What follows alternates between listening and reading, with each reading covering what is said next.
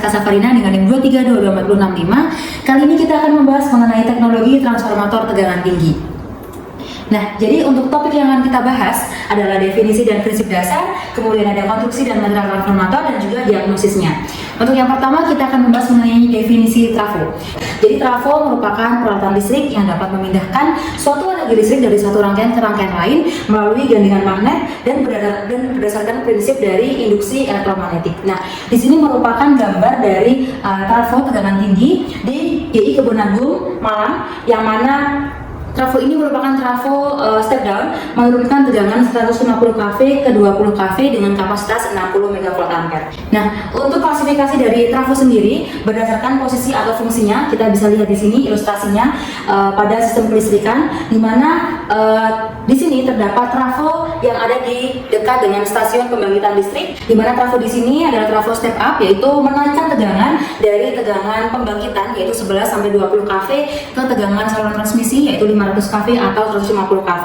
Kemudian ada juga untuk interconnecting transformer, di mana trafo ini menaikkan atau menurunkan tegangan dari satu level transmisi yang satu ke satu level transmisi yang lainnya. Misalkan 500 kV ke 150 kV.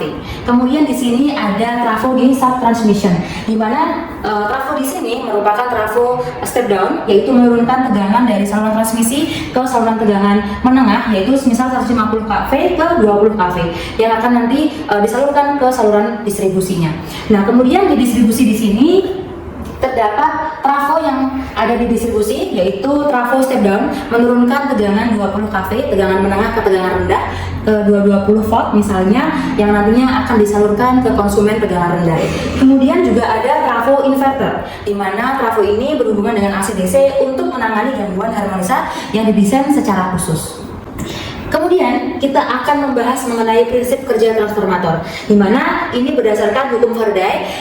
Kita memiliki suatu belitan, kemudian belitan ini diinjeksikan suatu arus, maka akan muncullah garis-garis medan magnet, dan kemudian di sini ada belitan lainnya yang berada di dekatnya, maka akan belitan tersebut akan menangkap fluksi dari sumber fluksinya. Kemudian di sini akan terjadi tegangan induksi atau EMF atau electromotive force. Nah, EMF ini bisa dihitung dengan integral lintasan tertutup C E dot dA sama dengan min D per dt integral B dot ds. Nah, untuk lebih jelasnya di sini kita memiliki ilustrasi gambar.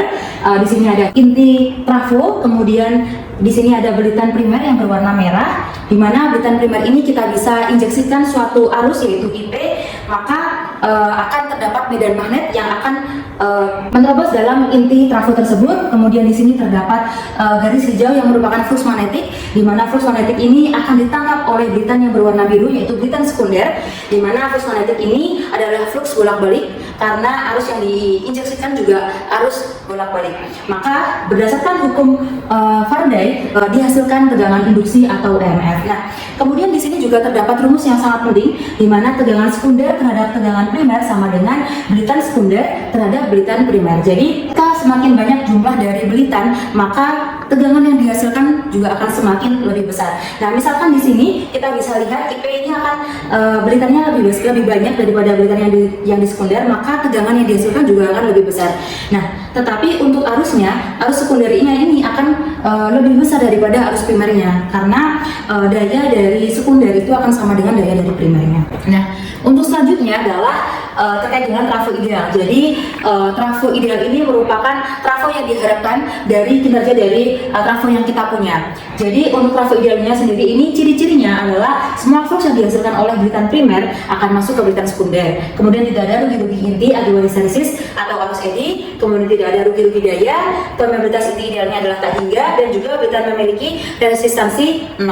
Nah, maka kalau yang kita punya ini diharapkan memiliki atau mendekati ciri-ciri dari trafo ideal tersebut. Nah, selanjutnya adalah bagian dari HV trafo. Yang pertama, kita memiliki active part, di mana active part ini adalah terdiri dari inti dan juga belitan. Nah, inti ini berfungsi untuk mempermudah jalan flux yang ditimbulkan oleh arus listrik. Kemudian yang belitan ini berfungsi untuk dialiri arus listrik. Nah, jadi active part ini merupakan bagian yang penting dari trafo. Sedangkan untuk tank ini merupakan yang berada di sini adalah wadah dari active part dan juga isolasi sistem. Sedangkan untuk bushing yang berada di sini ini merupakan konektor konektor yang menghubungkan trafo dengan konduktor yang ada di luar. Kemudian ada isolation system yang berfungsi sebagai isolasi bagian aktif atau bertegangan tinggi untuk mencegah gangguan atau arus bocor seperti itu. Kemudian di sini ada monitoring atau proteksi sistem yang mana memantau operasi trafo dan melindungi dari gangguan seperti overcurrent dan gangguan lainnya. Kemudian di sini ada cooling system. Jadi cooling system ini berfungsi untuk membantu mendinginkan trafo agar tetap aman suhunya. Cooling system ini terdiri dari fan, kemudian dari pompa dan lain sebagainya. Kemudian ada OLTC letaknya ada di sini, yaitu automatic changer. Jadi OLTC ini berfungsi untuk mengatur tegangan keluaran trafo saat beroperasi untuk stabilitas tegangan yang akan disalurkan. Nah, untuk lebih jelasnya, di sini ada gambar aktualnya, di mana di sini adalah busing, bentuknya adalah seperti ini. Kemudian di sini ada tank yang berisi active part dan isolasi system. Di sini ada cooling system yang terdiri dari kipas atau fan seperti itu.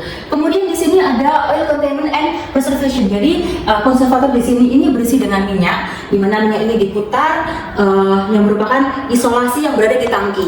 Nah, kemudian di sini terdapat LV winding temperature indicator, yaitu merupakan ring sistemnya, di mana di sini merupakan indikator untuk mengukur suhu dari windingnya atau belitannya. Kemudian di sini terdapat gambar aktual dari winding dan juga inti dari trafo itu sendiri.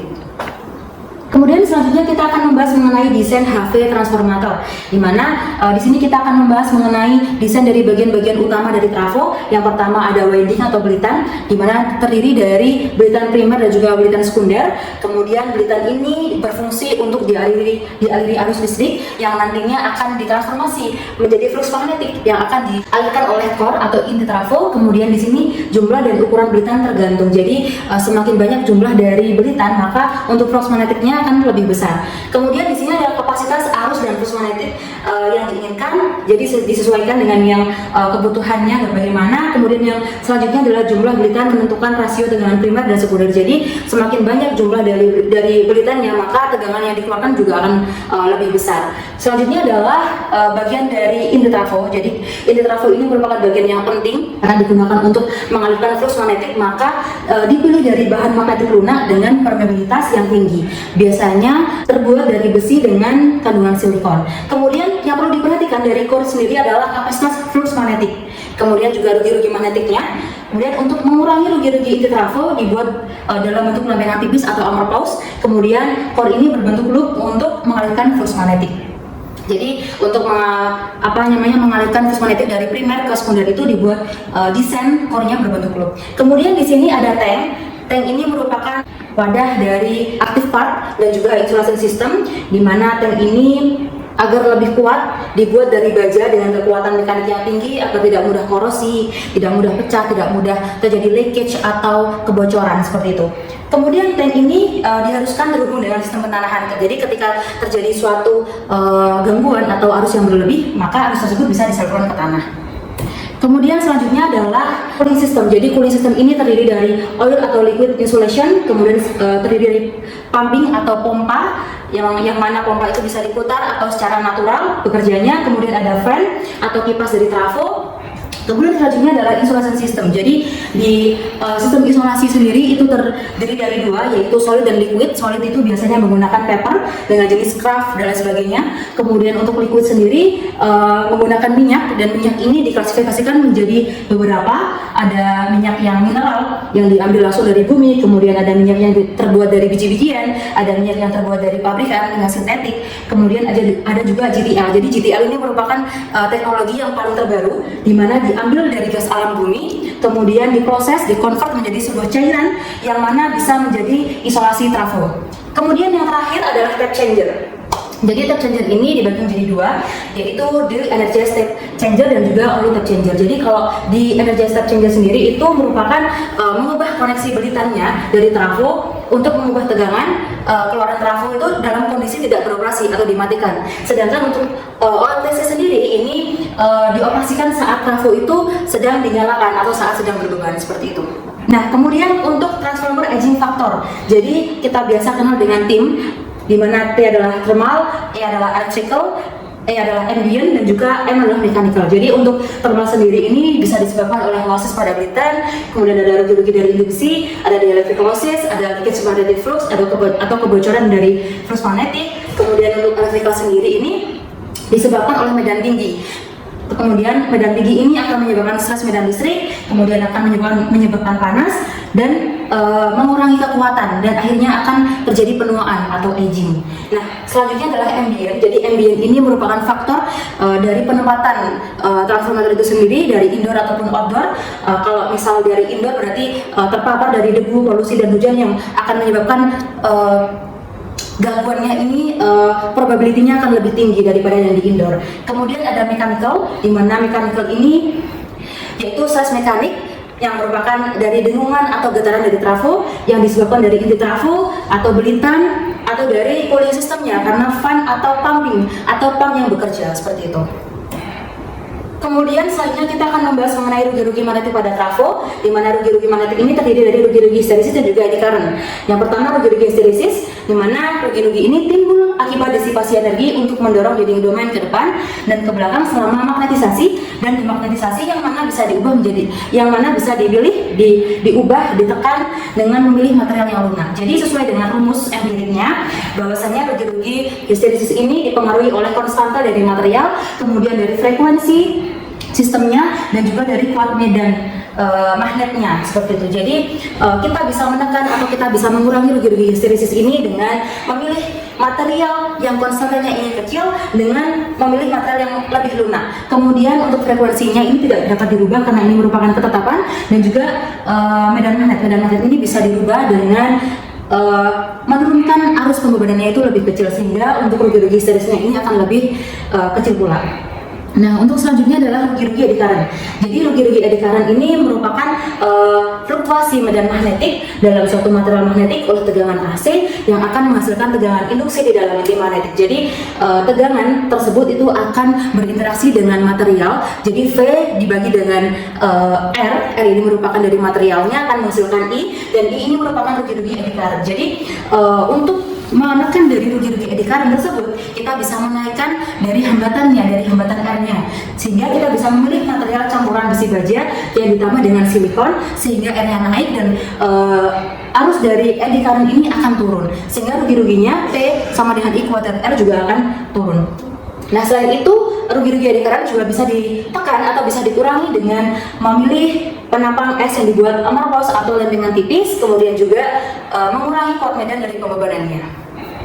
Nah, selanjutnya adalah desain trafo yang harus kita pertimbangkan, di mana desain trafo yang harus kita pertimbangkan adalah power rating, kemudian inti trafo, kemudian ada direct voltage-nya, ada equivalent coordination-nya, ada short circuit impedance, short circuit force, loss evaluation, temperature rise limit, sound level, dan juga tape changer. Nah, selanjutnya adalah metode diagnosis trafo dengan DGA. Jadi DGA ini merupakan metode untuk mengetahui kehadiran gas yang berbahaya, yang mudah terbakar atau meledak.